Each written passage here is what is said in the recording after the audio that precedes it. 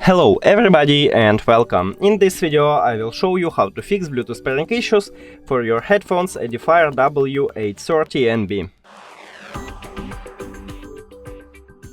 Firstly, make sure that your Bluetooth is turned on, and now it can connect automatically, or you can click on it at the device list.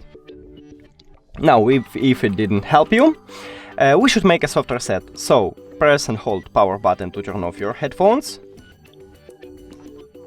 And after that, press and hold it again to turn on it.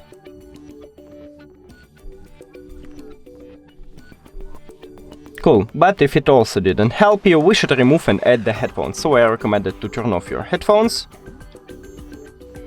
And after that, click the information icon or settings icon if you have Android, forget this device, forget device. Also, if you have Android, click pair new device, and after that, turn on your headphones. Now it should enter to pairing mode automatically, but if it doesn't, just press and hold this Bluetooth button, and then click on your headphones at the device list. Cool, but if it also didn't help you, we should make a hard reset. To make a hard reset, press and hold volume up button and volume down button. Here we go. Now we have not connected. So it means that we make a hard reset. Now click the information icon or settings icon, forget this device, forget device.